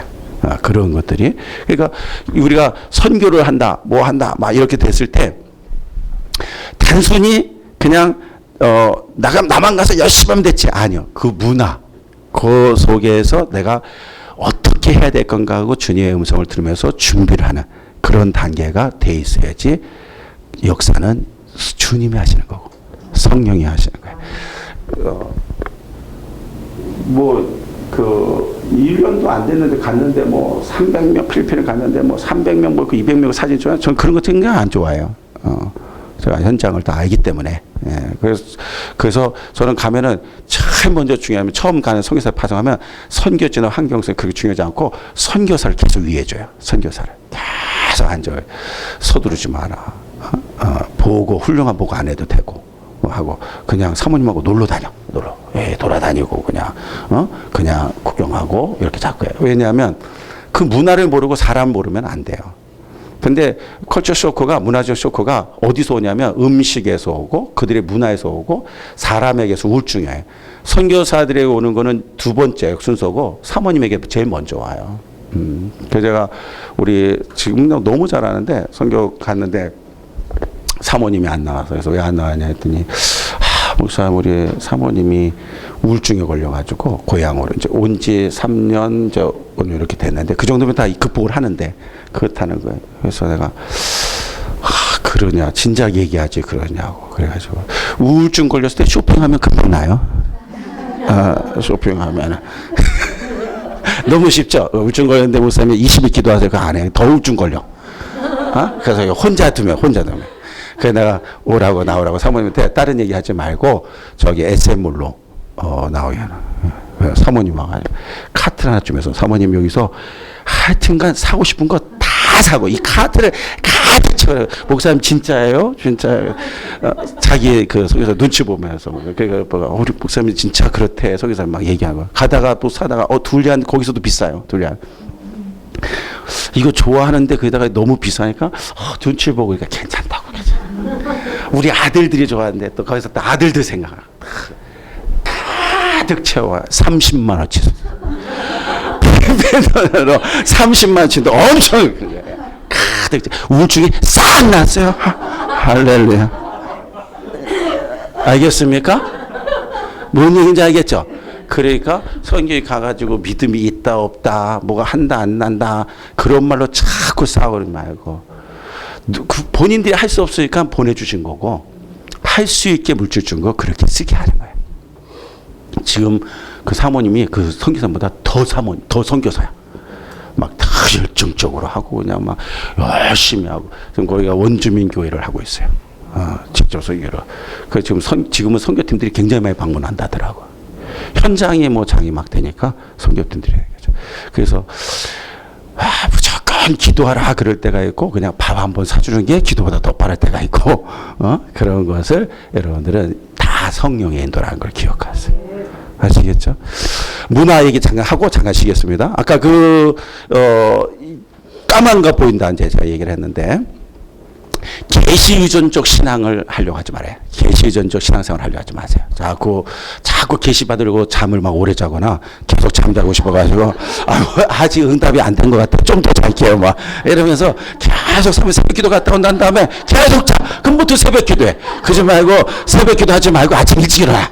그래가지고 밥한 청소를 하고 목사님 잘 섬겨드리고 애들 잘 하고 직장 다니고 그럼 거기서 계시 받아. 알겠어요? 그러니까 계시 의존적 신앙생활 하지 말고 성경 중심적, 말씀 중심적 신앙생활을 하라. 적어도 저에게 공부를 배운 학생들이라면 다 이 생각을 가지세요. 성경적으로. 그러나 한 가지 중요한 게 있어요.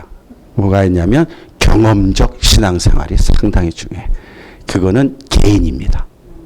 남의 경험의 얘기만 들어도 은혜가 돼요. 그걸 뭐라 하죠? 간증이라 그러죠. 여러분들 간증을 통해서 집회 때 간증이 없으면 참 안고 없는 찐빵같이 그냥 밋밋하죠. 그런데 설교 말씀에 간증을 하고 막 그러면 충만하고 내가 충만하잖아요. 왜? 예화가 일반 책에 있는 예화가 아니라 본인이 경험한 걸 얘기 와서 직접 하니까 하나님이 막 시간에 막 역사하는 거예요. 근데 그 시간에 역사를 하지만 나에게 역사하는 건 아니에요.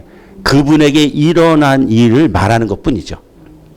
그거를 나에게로 끌어오는 것이 경험적 신앙. 모세처럼 하나님을 잘 아는 자가 없죠. 성경에. 그래서 성경을 보면 우리 하나님이 어떤 하나님이라고 소개한 글이 별로 없어요. 그런데 유독 모세가 우리 하나님은 이런 하나님이라고 아주 강하게 표현을 한 거예요. 그게 신명기 32장의 유언장이에요. 마지막 죽으면서 모세 신명기에는 그 후대에게 전해라고 하는 하나님 말씀이에요. 후대. 1세대는 가나안을 못 들어갔어요. 2세대 들어갔어요. 그러니까 광야 생활이 몇 년이죠? 40년 했잖아요. 그러니까 40년 이후에 출생자들은 못 들어간 거야. 그러니까 40년 미만 출생자들만 들어간 거야. 그러니까 전부 다 40세 이전 나이들이야. 그러니까 최고령이 40세야. 이해가 됐어요? 그러니까 그렇게 잘못되면 이해하니까 하나님을 알아야 몰라. 잘 모르죠. 우리 하나님. 그러니까 이게 제일 걱정이 된 거야. 우리가.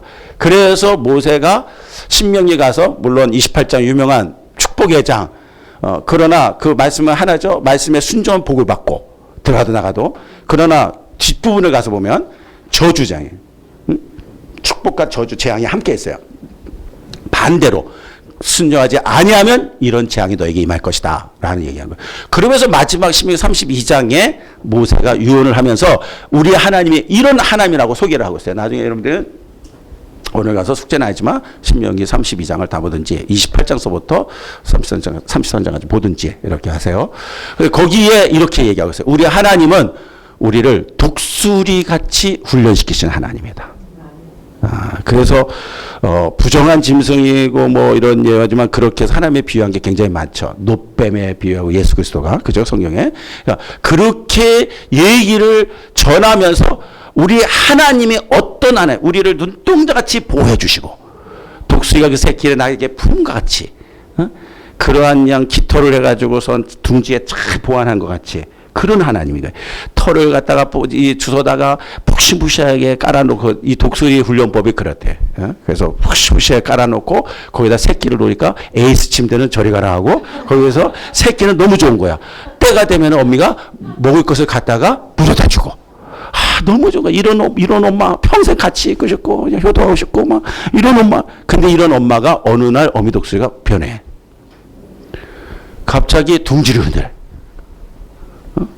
이 둥지를 흔들 때 이 새끼들이 이 엄마가 왜 갑자기 바뀌었나 어디 딴 데 가려나 막 이런 생각 속에서 막 이해할 수 없이 흔들려 어지러워. 그래도 이 말을 안 듣고 어미가 그 다음 행동이 뭐냐면 푸신푸신 까겠던 털을 다 밖으로 빼. 그러면 딱딱한 그 모습에 흔드니까 여기 흔들고 저기 막 멍이 들고 그 안에서 어지럽냐. 그러면서 흔들게. 그 정도쯤 되면은 안 나온 새끼가 없대요. 거의 다 이제 거기 너무 여기가 살 때가 아닌가 보다. 간신히 그냥 엄마 앞으로 그러면 물어서 그 새끼를 물어가지고 뒤에다가 어미가 태우는 거야. 그러면서 올라가는 거야. 그럼 역시 우리 엄마는 나를 버리지 않아서 푸시푸시한 대로 새로운 집으로 갈 거야. 아마 올라가지만 하염없이 올라가다가 어미새가 어느 순간인가 의미도 없이 새끼를 떨어뜨리는 거야. 그럴 때 이 새끼는 엄마가 또 변했구나. 나를 이 험난한 이 환경에서 끄집어내가지고 좋은 데를 데리고 올라가려다가 그러다가 이제 엄마는 이제 이게 나를 버리시는구나. 그 새끼는 처음에 떨어질 때 그냥 나 죽는다 그렇게만 떨어지는 거야. 그냥 떨어져. 그런데 어미새가 거기서 보고 있다가 쏜사같이 내려와서 땅에 떨어지기 직전에 낚아채서 다시 올라가. 그러다가 또 떨어뜨려. 잠깐 그런 순간에 새끼는 또 엄마에 대한 또 회의를 갖고 고마운 엄마 이제 나를 다시 또 살려주셔서 그럼 그렇지 혼자 하트표 생각 되게 많이 해. 계시의존족 신앙들. 그냥 혼자 고난받는 게 하나님이 나를 큰 것을 만들어주기 위한 걸 거야. 참아야 돼 인내해야 돼. 하나님은 아무런 말씀 안 하는데 혼자 하냐 막 생각을 막 빨리 하나님 뜻이 뭔가를 분별해야 되는데 높게 올라가서 또 떨어뜨려. 동물학자에 의해서는 두 가지가 분명해. 첫째, 이 새끼는 반드시 떨어져 죽게 어미새가 내버려두지 않는다는 거야. 둘째, 이는 반드시 독수리같이 어미같이 날게 된다. 그러니까 처음에 떨어질 때 그냥 나중다 떨어졌지만 그 다음부터는 이제 믿을 게 하나도 없어. 이제 자기 혼자 엄마도 믿을 게 없어. 그러니까 이제 혼자 막 날게 돼. 그러면서 믿음의 날개가 자라는 거야. 알겠습니까? 그리고 난 다음에 어미새가 가는 건 다 따라가는 거야. 그리고 이 독수리는 태풍과 민감하기 때문에 모든 새는 밑에서 당하지만 독수리는 대개 구름 밖으로 뛰어 올라가요. 하늘 비상을 해서. 그래서 밑에 태풍이 지나갈 동안에 위에서 유유히 찬송 부르면서 기다리다가 그러다가 풍랑이 지나가면 내려와서 먹이 사서. 그게 독수리 훈련이에요. 모세가 이 독수리를 발견해요. 우리를 독수리같이 훈련시키신 하나님. 그 독수리가 어미새가 새끼를 사랑하고 아무도 손 못 대는 높은 벼랑 위에다가만 둥지를 트는 것처럼 우리를 보호해 주셨다가 결국 이 세상 속에서 모든 시련과 분파를 이겨나갈 수 있게 믿음의 날개가 달아. 오늘 우리에게 필요한 건 그 믿음인 거예요. 계시 의존적 신앙 가지 말고 말씀을 믿으세요. 성경을 믿으세요. 그리고 하나님이 때가 있을 뿐이지 그 말씀은 언약은 반드시 성취됩니다. 교회를 다녔었는데 근데 예수를 안 믿어요. 안 믿고 있는 거예요. 큰 교회를 다녔었는데 그래서 왜 그런가 그랬나 그랬더니 어느 날 그 남편이 택시 운전수인데 사람을 쳐서 죽였어요. 이제 합의금을 2천만 원을 줘야 되는데 그러니까 뭐 큰 합의금은 아니죠. 그러니까 이제 뭐 그래서 그 돈이 없어가지고 못 주는 거예요. 하나님 앞에 쫙 기도하고 뭐 했는데 해결이 안 되는 거예요. 그리고 났는데 여동생이 이제 좀 잘 사는데 그 여동생 오빠가 그랬으니까 돈을 주면 되잖아. 오빠가 그렇게 다녔으니까. 그런데 여동생이 조건을 거는데 교회를 다니지 말고 언니가 교회를 다녀가지고 이렇게 됐으니까 그 구술해라. 그 내가 대구비도 줄 테니까 그것도 소굿 중굿도 아니고 대구술해라. 그래가지고서 그러니까 그래도 교회를 들은 건 있으니까 이 그 자매가 이제 큰 교회니까 교구 목사님한테 얘기를 한 거야. 상담을 요청을. 그런데 교구 목사님이 바빴는지 안 왔어. 성도들의 상담 요청이 될 때 목회자는 그 1순위로 자꾸 둬야 되는데 그러니까는 자기는 할 도리 다 했잖아요. 이걸 어떻게 결정해야 될지 그런 거 목사님 상의하라는 배운 것도 있어가지고 이걸 하면 아닌 것 같은데 안 하자니 남편은 교도소에서 이제 살아야 되고 합의를 줘야 되는데 대구서 하자. 뭐 어떻게 해야 되는가. 참 갑갑하죠. 그죠? 상담하러 와도 정말 어려운 문제인데 여러분은 뭐라고 얘기하겠어요? 굿하지 말면은 오빠는 그냥 계속 그 남편은 교도소에 있으라 기다리라 얘기하고 그 남편이 얼마나 원망스럽겠어요 또 그죠? 그거 그냥 구척이고 어렵죠 그죠? 이 신앙의 믿음에 우리가 뜨거운 답이 있을 때는 지금처럼 이렇게 단답이 그냥 분명히 확 나온단 말이에요. 근데 우리가 그렇게 이제 하지 못하는 이유는 뭐냐면 인간은 우리를 잘 알기 때문에 환경 이런 걸 이제 점점 알기 때문에 그런 말을 잘 못해. 어린아이는요 질문하면 답이 빨리 나와요 안 나와요? 순서일수록 빨리 나오죠. 좋으니 싫으니 좋아요. 뭐 이러지. 내가 좋은다 그래서 저 사람이 어떨까 싫다고 할까 이런 생각 안 하죠. 그냥 임대를 얘기하죠. 나이 같으면은 좋으니 싫을 때 좋은데도 좋다고 말을 못 하죠. 이걸 얘기를 해가지고 좋게 해주는 큰 아들은 기쁘지만은 못 해주는 작은 아들은 어떨까 뭐 이런 생각이 있잖아요. 그죠? 신앙에는 그런 것 같아. 근데 성경적인 것은 우리 예수님도 항상 진리 속에서 말씀을 이렇게 하지만 환경을 항상 이해해 줬다는 거. 그 편에서. 5 남편을 둔 우물가의 여인처럼 다 알면서도 예수님이. 그죠? 다 알면서도 접근하면서 얘기하면서 결론은 뭐냐면 그 여인에게 지금 가란 심령 때문에 이 여인이 세상에 자꾸 이렇게 찾고 있다라는 거. 그거를 해결해 주기 위한 거예요. 그래서 마지막에는 예수님이 가서 그냥 네 남편을 데리고 와라. 이렇게 얘기를 했는데 이 여인이 내게는 남편이 없습니다. 이렇게 없기는 그냥 그렇게 많이 있는데. 그러니까 예수님 같은 우리가 이런 발칙한 이것이 거짓말 은혜 주려다가도 뺏어가고 막 이렇게 될 텐데 그 얘기하지 않고 네 말이 옳도다 그냥 네 말이 맞다. 나서지 있었고 현재 남편도 네 남편 아니다. 그 뭐 남편 아니다 그 얘기 아니라 예수님이 그가 이 세상에서 해결하지 못하는 영적 문제를 아시는 거예요. 그러니까 이 여인은 그때 영의 눈이 열리는 내가 만난 것이 선지자 소리다. 그죠? 그러면서 본인이 예수를 만나서 변화가 돼 물동이를 내버려두고 내가 선지자를 만나고 예수를 만났다 증거로 다니는 거예요. 그러니까 예수님도 현장 속에서 가늠한 여인도 마찬가지고 다 다 그냥 이해했어. 나도 너를 정죄하지 않겠다. 그러니까 우리가 너무 이거다 저거다라는 건 항상 그렇죠. 복음 진리 외에는 모든 걸 하나님의 성령 역사에 맡겨라. 그게 필요해요. 그러니까 그런 것들이 그 상황 속에서 곤란한 질문인데 이 여자는 어떻게 생각했냐면 교회에서 찾아오지 않고 목사님이 상담 치는데 얘기하지 않고 이거는 그냥 주님이 이거 구타라 했나 보다. 그래가지고 남편을 끄집어내주고 그리고 굿을 했는데 대구선인데 500만 원짜리 굿을 했어요. 그것도 대줬어. 신우가 돈을 다 대준 거야. 그럼 너무 좋잖아요. 그럼 남편은 너무 어떻게 했어요? 이제 그다음부터 이 부부 가정은 막 너무 부인 너무 고마울 거 아니겠어요? 그냥 행복하고 나를 끄집어내주고 막 이래 되잖아요. 그런데 남편이 그때부터 밤마다 이유 없이 술 먹고 들어와가지고 부인을 패기 시작하는 거야. 그러다 나중에는 결국은 딸애까지 빼리는 거야. 그게 이제 못 견디는 거야. 그러고 지나고 있는데 어느 날 이제 자매님이 이제 횡단보도에 서 있는데 저 앞에 땡중이 하나가 서 있대. 신경이 쓰이는 거야 이분.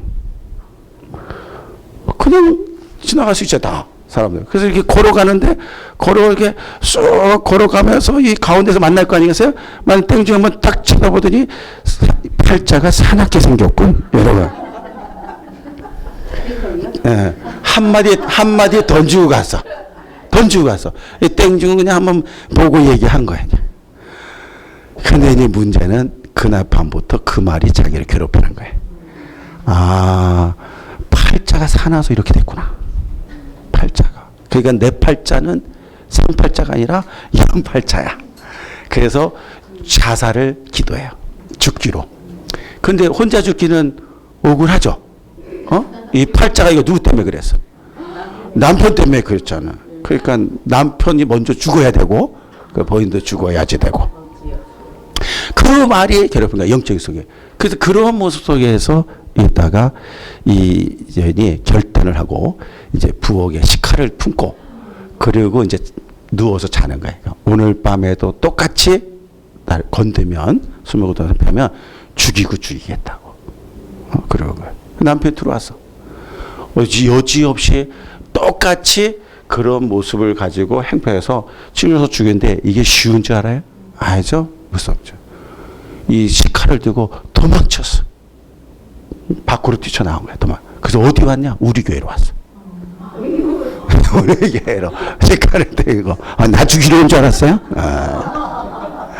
그래서 자처지적 얘기 들으니까 지금까지 그 얘기야. 우리는요. 영적인 것들이 그러니까 지금 아까 그거 나한테 질문해서 그 생각나서 지금 한 시간 얘기해 준 거야.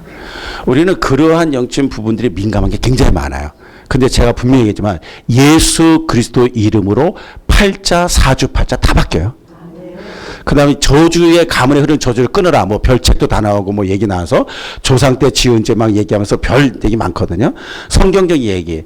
우상숭배하는 자녀 천대까지 나왔지만 하나님 섬긴 자 자녀 3, 4대가 복을 받죠. 그러니까 천대가 은혜를 입지만 우상숭배하는 자는 3, 4대가 저를 받죠. 그 모습만 보더라도 하나님의 은혜는 넘쳐나지만 본을 볼 때는 작게 주시잖아요. 그죠? 근데 그 기간은 중요한 건 아니고 그러한 것을 통해서 볼 때 우리 믿는 자가 맨날 귀신 얘기하고 뭐 이런 거 영적 얘기 이런 것 속에 너무 자기 계시존조 자기 생각 속에 신앙 속에서 막 두려워하고 무서워하고 이거 뭐 큰일 아니까 생각할 수 있다는 거예요. 아무렇지도 않게 그냥 버리면 되는 거예요. 알겠습니까? 팔자가 사납게 생겼고 너는 그러든지 점쟁이 가서 잘 맞히는데 자기는 못 맞히잖아요. 그죠? 전도하는 보면 무당은 제가 연구를 했지만 강신무, 세신무, 학신무 세 가지 종류 뭐냐는데 진짜 무당은 강신무, 신이 내린 무당. 이거 오는 것도 다 알아. 제가 목사인데 전도를 가는데도 알아. 목사 올 줄 아는데 교회 목사님 오시는데 알려줬대. 그러니까 별 귀신과 다 얘기했어요. 제가 만나가지고 교회 다니는 귀신이야. 너 교회 저기 다니면서 성경 다니냐? 성경 읽어라. 귀신. 그래서 그런 착한 귀신은 좀 많이 있었으면 좋겠다. 내가. 새벽 기도도 안 가냐? 새벽 기도 와. 목사님 말할 때는 안 오고 귀신이 말할 때는 오는 거야. 생각해도. 부평 큰 감리교회 다니는데 가는데 어느 날 너는 교회 다니면 헌금도 그렇게 안 했냐? 드릴 게 없는데 너 폐물 있잖아. 폐물 다 갖다 바쳐. 귀신이 그렇게 다 갖다 주는 거예요. 목사님이 깜짝 놀래 새벽에 왔다가 폐물이 올라왔으니까. 그 목사님이 무서워서도 바뀌었어요. 불러가지고 왜 그랬더니 귀신이 갖다 그래 가져가라. 그래가지고 가지고 왔대.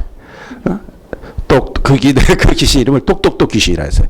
맨날 올 때 똑똑똑 이러고 들어온대. 뭐 들어올 게 어디 있어 귀신이. 뭐 이러는데. 근데 항상 똑똑똑 이러고 이 귀신이 이게 들리는 거야 이게. 약수터 다니라 건강하게. 이제 벌떡 일어나서 새벽에 막 나가는 거야. 남편은 그게 얼마나 놀라겠어요. 새벽에 막. 그러면 또 똑똑똑 너 약수터 가는데 주전자도 안 가져가냐? 뭐 받아가냐? 친절하고 별거 다 가르쳐줘. 목사님 오시는 것도 알려줬대. 나는 누군지 궁금해 죽겠어. 그러니까 별 귀신, 별 사단마귀 복음의 현장, 전도 현장에서 만날 때 굉장히 많이 만나요. 그러니까 제가 이 얘기 하는 거는 다양한 귀신을 여러분이 생각하는 몇 가지의 여러분이 판단하는 것 속에 둘러가지 말아요.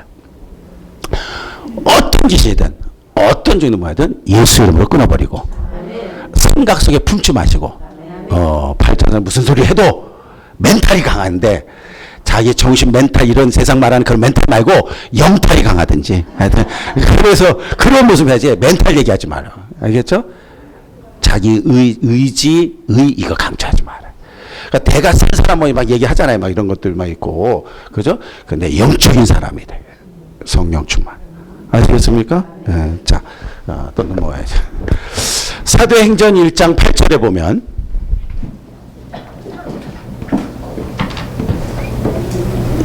사도행전 1장 8절 보면 복음의 시작, 전도의 시작을 얘기하고 있어요. 뭐죠? 오직 성령이 너에게 임하시면 너희가 권능을 받고 예루살렘과 온 유대와 사마리아 땅 끝까지 내 증인이 되리라. 그죠? 자, 그러면은 복음 전도의 첫 시작은 누구냐면 나입니다. 그래서 복음은 전도는 나로부터야. 그래서 제가 지난번에 얘기했죠. 전도의 가장 중요한 게 뭐냐면 신자, 자신의 그리스도를 믿는 자, 영접한 자, 하나님의 자녀, 성령의 임재함, 성령에서 있는 자. 이 자가 바로 전도의 시작이에요. 나로부터. 그러니까 전도 복음은 나부터 돼야 되는 거예요. 나부터. 그리스도의 환경에 약해지고 실패에 약해지고 또 어떤 분가 되는 것에 우쭐대고 교만해서 또 넘어지고 하여튼 그냥 막 바뀌는 그런 신앙 말고 어떤 모습 속에도 내 자신이 흔들리지 않고 요동치 않는 믿음인가를 봐야 돼요. 수가 뭐가 중요해요. 그런 게 중요한 게 아니에요. 지금 하나님 영광에서 내가 어떻게 쓰임 받고 있냐가 중요한 거예요. 전도 열매가 없어요. 이게 중요한 게 아니라 지금 계속 전도하고 있어요가 중요한 거야. 계속 기도했는데 별로 없는데 그게 중요한 게 아니라 있든 없든 지금 계속 기도를 하고 있다는 게 중요한 거야. 주님 나라 갈 때까지 우리는 성령이 그렇게 써가는 거예요. 그런 마음이. 그러니까 나부터 중요하게 마시면 예루살렘과 옆으로 쓸게요. 예루살렘과 그 다음에 온 유대와 사마리아 그 다음에 땅끝까지. 자, 복음은 방향은 이래요. 전도 방향에 나서부터 시작이 되고 그 다음에 예루살렘과 온 유대야. 여기서 하나가 끊어지죠. 예루살렘과 온 유대까지가 뭐냐면은 그 로컬 처치, 이 자문화, 이스라엘 문화 속에서 복음 전도가 이루어진 거예요. 이 전도 사역이라. 사마리아서부터는 다르죠. 뭐죠? 이방인이죠. 이방인 성에서 땅 끝까지. 그거를 선교 사역이다. 이렇게 구별하면. 사도행전 1장 1절에 저희가 1장에서부터 사도행전 1장에서 12장까지. 그러니까 베드로 사도 중심으로 예루살렘 성전, 마가다라파 초대교회 사역이 있다면 사도행전 13장서부터 28장까지는 이제 안디옥교회 출발 시작하면서 해외 선교의 문들이 열리기 시작하네. 복음 전파. 그러니까 이방 선교의 문들이 열렸죠. 물론 사도행전 7장에 가고 그 다음에 8장에 가서 세반 집사의 순교가 이루어지게 되고 예루살렘에 큰 핍박이 일어나면서 흩어진 무리들이 사마리아 땅까지 복음을 전파하게 되죠. 이방 선교문은 이미 이루어지게 되는 거예요. 그러면서 에티오피아 국고를 맡았던 네시도 변화가 되죠. 누가 전감이가? 빌립 집사가. 선교사 평신판 이런 부분들은 있지만 구체적으로 이제 우리가 사역에 장한다면 베드로 중심의 목회자 중심 사역. 그다음에 13장에서 28장은 사도 바울 중심의 선교 사역들이에요. 이방 선교예요. 이방 선교. 그러면 또 놀라운 사실 하나가 뭐냐면 사도행전 13장서부터 28장에서 바울이 쓴 신약성권 13권이 나온다는 거예요. 13권이. 바울의 1차, 2차, 3차 선교 여행이 시작되죠. 그러면서 에베소, 빌립보 교회들, 그죠? 데살로니가, 고린도 교회들 다 방문들 하고 선교사가 되죠. 그래서 이렇게 보면 좋습니다. 바울 선교를 이야기하기 위해서는 그 전도나 복음 전파에서 신약 성경의 중요성이 굉장히 중요하죠. 거기에 나타난 책을 읽는데 이제까지 여러분이 그냥 마태복음서 쭉 읽어 나갔잖아요. 그럼 이제는 사도행전을 저는 이제 사도행전 선교를 하겠다면 사도행전을 수도 없이 읽어봐라 그래요. 제가. 지금도 사도행전은 사도들이 쓴 행로를 기록한 적이 아니라 저는 성령 행전이에요.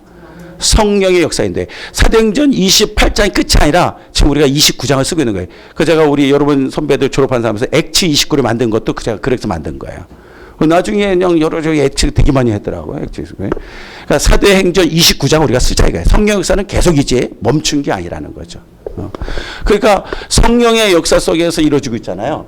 그러니까는 이때 바울이 쓴 그 13권의 책들이 이 속에 사도행전 14장, 15장, 16장, 17장에 에베소, 빌립보 있으니까 그때 그 책을 같이 읽으면서 사이사이 보면 더 하나님 말씀을 이해하는데 도움이 되고 깨닫는 데 도움이 된다는 거예요. 이해가 되시겠죠? 거기에 대한 부분들이 상당히 중요해요. 그래서 그런 것들을 보고 연도나 그 역사 순서는 그냥 요즘에는 뭐 하도 그 성경책 나왔으니까 그 비교해 보면서 이게 먼저 썼구나.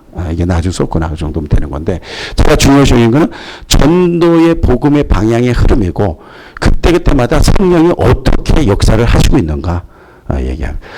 결론적으로 사도 바울은 마지막에 로마에까지 가서 복음을 전하기를 그렇게 소원을 했어요. 결국 자기 자신이 여행으로 로마는 가지 못했고 갇히게 되고 감옥에서 로마의 시민권을 가졌기 때문에 식민지 나라에서 그 로마 시민권 가지고 재판 못하니까 로마까지 가게 되고 로마 감옥은 가두는 감옥이 아니라 개방된 감옥이에요. 그러니까 나가지는 못하지만 오는 손님들이 찾아올 수 있는 거잖아요. 그죠?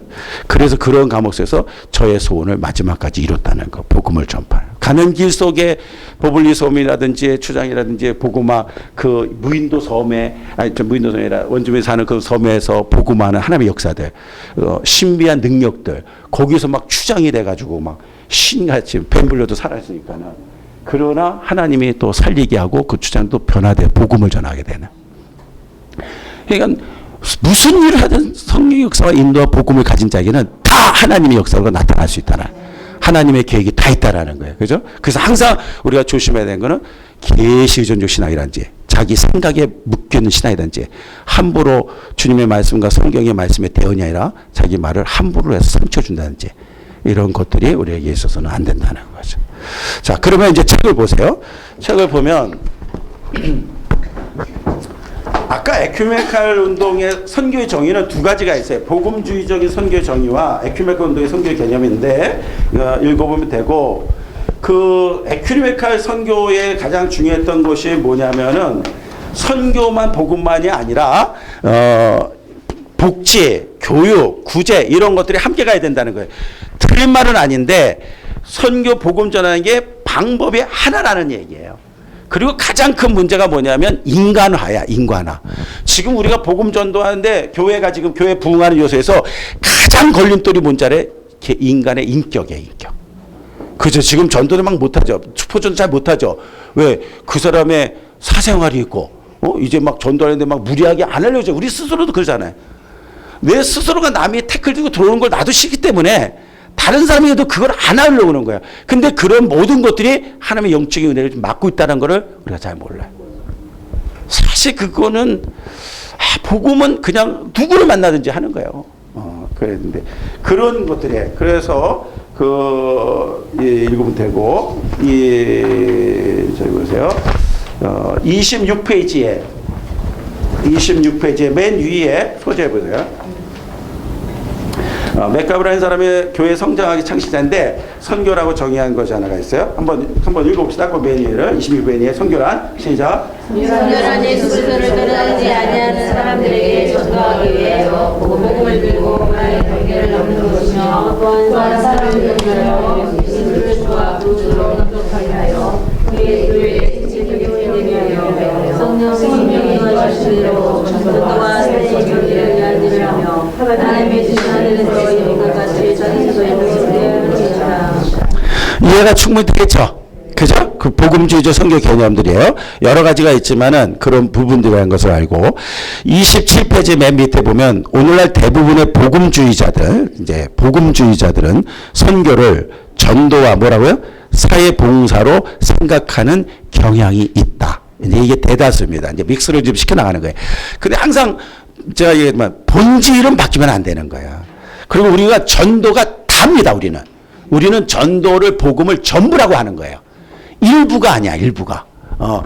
이런 사역, 구제사역, 뭐 복지사역 이렇게 하는 것이 전도, 일부가 아니라 우리 전도는 전부 안에 하나의 구제도 있고 사회봉사도 있고 복지도 있다라는 거예요. 그런 것들입니다. 사회구원을 얘기하는 거 아니죠. 그죠? 그게 에큐메니칼 운동이 얘기하는 거죠. 사회적인 거. 그런 걸 읽으면 되죠. 타문화권에서라는 얘기를 표현했던 거 이해하시죠, 이제? 타문화권. 경찰 선교에서 이제 경찰 전도로 이렇게 바뀌어 나갔죠. 옛날에는 경찰이 굉장히 높았죠.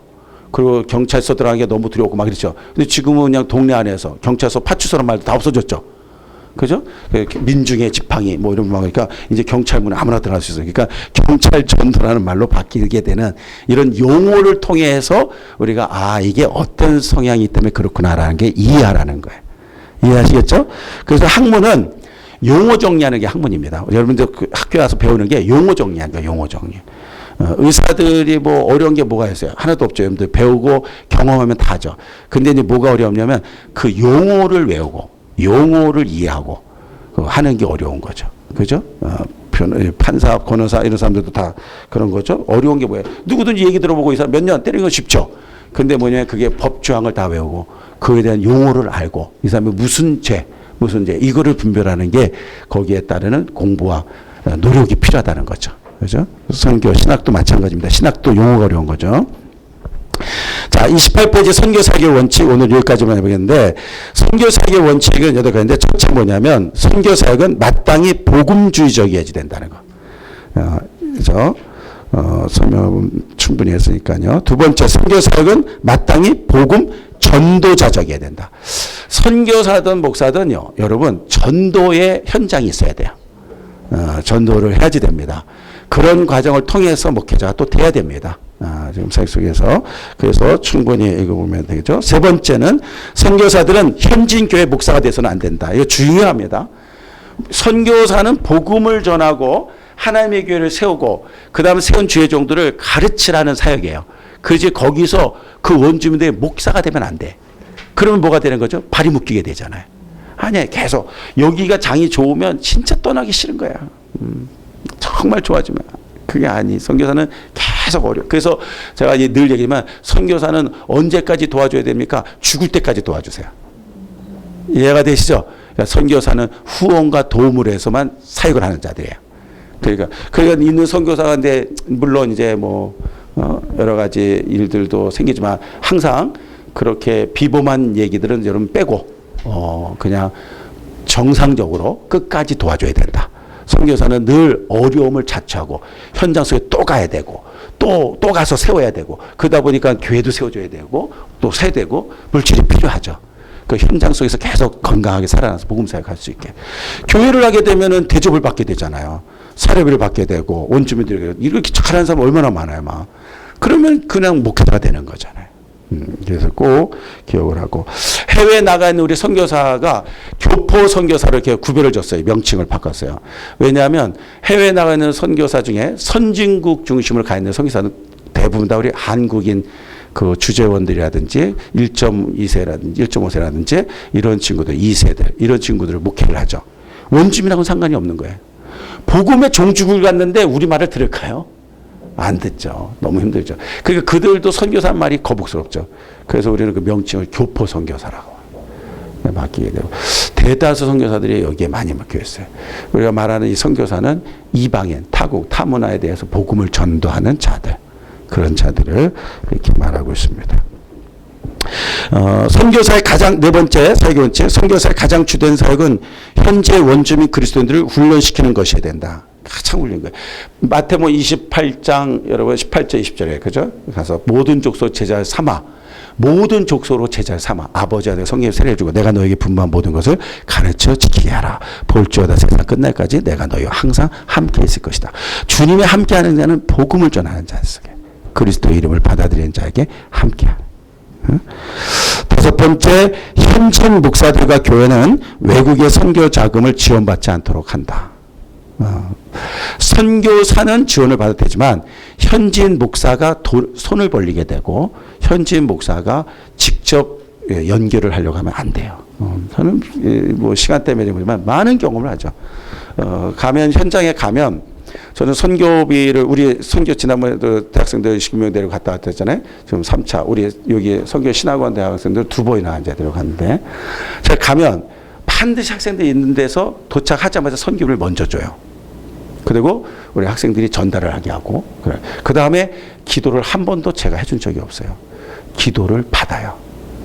그 선교사님이 그 물질을 받으면서 우리 주는 교회들이라든지 주는 당사에서 기도를 해주는 거죠. 구걸을 해주는 게 아니에요. 어려워서 돈을 주는 게 아니에요. 돈을 주고 내기도 받으라 그런 게 아니에요. 받는 주의 종이 하나의 영광으로 축복을 해줘야 되잖아요.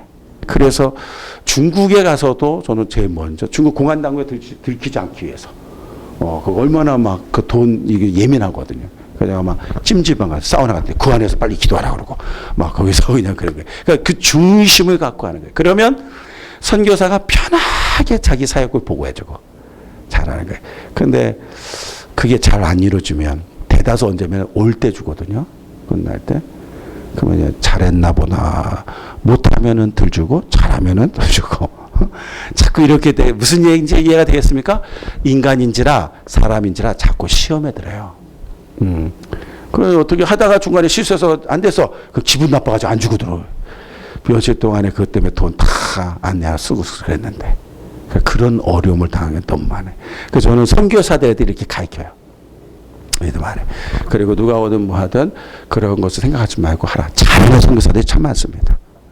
그래서 그렇게 훈련을 받고 가가지고서 우체든지 뭐든지 기도해 주면서 한대. 그런데 이제 잘 들으세요. 가서 현장에 보면 선교사가 어려운 게 아니라 누가 어려운 게 보여요. 현지인들이 어려운 게 보이죠. 그 원주민들이 막, 와, 야, 이렇게 뜨겁게 믿음이 좋은데, 그냥 이 더운데 에어컨도 없이, 거기는 에어컨 없어도 살아요. 우리가 에어컨 없이 못 살지. 그 에어컨도 없이 이렇게 살고, 선교사 집에 가는데 에어컨이 있고, 저기 있는데, 여기는 그냥 애기들 데리고 이렇게 사나. 그냥 보를 그렇게 사는 거예요. 우리도 옛날에 화장지 없이 살고, 우리도 옛날에 60촉, 30촉 살고, 이게 전기가 이러냐, 뭐, 100촉 바꿔주고, 그러면 눈 버려요, 여기에다. 무슨 얘기인지 이해가 되겠어요? 그러니까 막 그러니까 우리는 그렇게 막 되면은 우리는 하도 정이 많은 나라 가지고 주머니가 막 나와니 그때 하여튼 감정 속에서 나오는 그러면 막 선교사 몰래 막 주고 막 또 더 시민 당부에 혼자만 알고 있어라. 우리나라 사람의 특징들 다 배려놓은 겁니다. 그럼 나중에 어떤 문제가 생기냐면 한국인이 왔다 갔는데 한국 사람이 왔다 갔는데 선교사가 자기들에게 아무 돈도 안 줘? 분명히 많이 주고 갔을 텐데 그 자기 착각이지.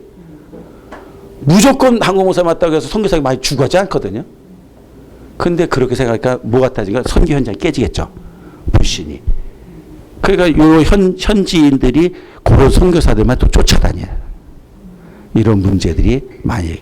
이거는 현장을 가보지 않고 겨울엔 경험하지만 이건 안 나와요. 책에서 나오는 게 아니에요. 이해가 됐습니까? 그러니까 절대 여러분이 보면 저는 가면은 가기 전에 선교사한테 여기 셀룰로에서 목회자에게 어떻게 어렵냐고 잘하냐고 사역을 물어보고 내가 헌금해도 괜찮겠냐. 그래서 목사님 500페소만 해주세요. 딱딱 정해줘요. 필요해 하는 거야. 여기는 목사님 3,000페소 좀 있습니까? 없는데 또 그럴 수도 있잖아요. 그러니까 해주세요. 또 아닙니다. 그런 경우도 이해가 되시죠? 그러니까 전부 다 손은 하나님께 벌리게 만드는 거야. 사역에 도와주는 선교사는 돈을 주는 선교사가 돼 이미지가 심해지면 안 되고 선교사는 가르치는 선교사예요. 거기에 필요한 거를 후원받아서 자기도 어렵지만 도와주는 거죠. 그런데 한국 목사님들이 선교를 한답시고 가서 주고 오면 다 선교인 줄 아는데 천만에 선교는 주고 오는 게 선교가 아니라 가서 선교사들에게 힘을 주고 오는 겁니다. 목회자들은. 그 다음에 현지의 은혜로운 말씀과 복음 전도 사역을 도와주고 오는 거예요. 집회에서 그걸 준비해가지고 가야 되는 겁니다. 다섯 번째는 현지인 목사들과 교회는 외국의 선교 자금을 지원받지 않게 해야 되고 얘기했죠. 우리는 항상 인구의 최대 중심지를 목표 삼아야 된다. 도시선교 아까 얘기하셨죠. 많은 중심이 꼭 뭐 그렇습니까? 꼭 그렇다고 아니더라도 이렇게 이론적으로. 왜 그래야 되는 거는 중요성이 하고 마지막 일곱 번째 우리는 아직도 복음으로 점령되지 않은 지역에 전력을 대 경제해야 된다. 이게 뭐죠? 미전도 종족 우선. 이게 제일 중요해요. 미전도 종족. 사실 우리나라도 미전도 복음 전도의 대상 국가입니다. 우리나라도. 우리나라 5천만 넘어가는데 여러분 아세요? 우리는 1,000만밖에 안 되는데 1,000만에서 키토릭 신자 빼면 얼마 되겠어요? 거기에서 우리가 말하는 리얼 크리스찬을 얘기한다면 얼마나 되겠어요?